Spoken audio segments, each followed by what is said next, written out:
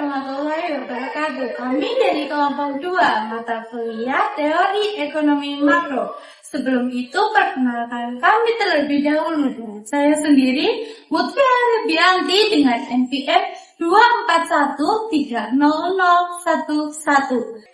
Saya Karina, NPM 241203001.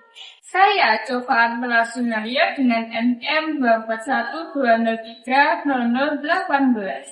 Saya Kevin Ipaldo, NPM 2412030009. Halo semuanya, pernah bingung nggak kenapa kita cari kerja itu susah? Harga barang semakin menaik atau malah sebaliknya? Nah, di video kali ini kita bakal membahas hubungan antara inflasi dan juga pengangguran menurut teori kurva Phillips. Penasaran? Yuk ikuti terus! Baik, sebelum kita membahas kurvanya, kita samakan rumus persepsi kita terlebih dahulu.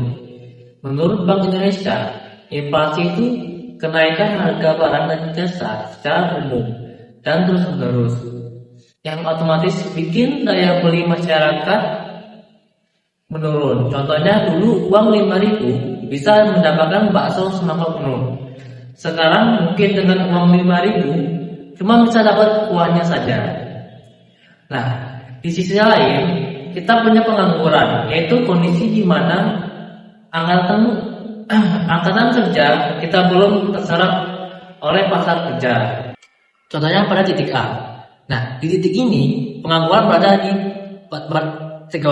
pada tingkat U1 yang dimana masih rendah, sehingga upah berada di W1 yang dimana lebih tinggi. Lalu bergerak ke titik B dan C. Pengangguran meningkat dari U2 ke U3, tetapi tingkat upah turun dari W2 ke W3. Hal ini terjadi karena saat banyak orang bekerja, perusahaan harus bersaing mencari tenaga kerja, sehingga upah meningkat. Namun, ketika pengangguran tinggi, jumlah pencari kerja lebih banyak, sehingga kenaikan upah menjadi lebih kecil. Jadi inti kurva Phillips ini adalah semakin rendah pengangguran, biasanya semakin tinggi kenaikan upah atau inflasi. Sebaliknya, semakin tinggi pengangguran, maka tekanan kenaikan upah atau inflasi akan menurun. Wah, kedengaran simpel banget ya, Kevin, untuk teori ini. Tapi sebentar, apakah teori tahun 1958 di Inggris ini beneran terbukti dan terjadi di Indonesia pada saat ini? Nah, pertanyaan yang bagus dari Alia. Kenyataannya hubungan itu tidak seindah hubungan teori kurva Phillips. Teman-teman, banyak studi empiris menunjukkan kalau di negara kita inflasi pengangguran seringkali jalan searah atau bahkan tidak berhubungan sama sekali. Kenapa? Karena Indonesia adalah negara berkembang dengan banyak tantangan struktural. Di Indonesia kita sering nemuin tingkat pengangguran tetap tinggi meskipun inflasi lagi rendah. Ada 3 faktor struktural utama yang menyebabkannya. Yang pertama, pendidikan dan keterampilan. Banyak lulusan belum sesuai dengan kelulusan dunia kerja.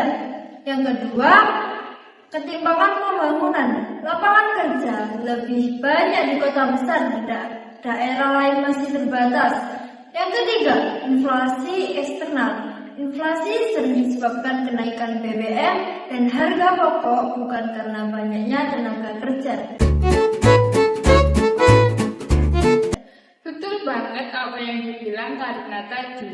Makanya pemerintah lewat kebijakan fiskal dan Bank Indonesia lewat kebijakan moneter nggak bisa cuma pakai satu hisap saja.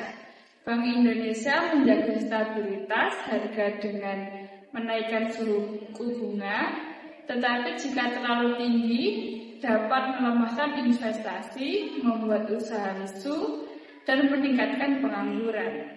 Karena itu diperlukan sinergi dengan kebijakan fiskal pemerintah seperti belanja produktif dan insentif UMKM untuk mendorong pertumbuhan ekonomi, menciptakan lapangan kerja, serta memperbaiki sisi produksi dan pasar tenaga kerja.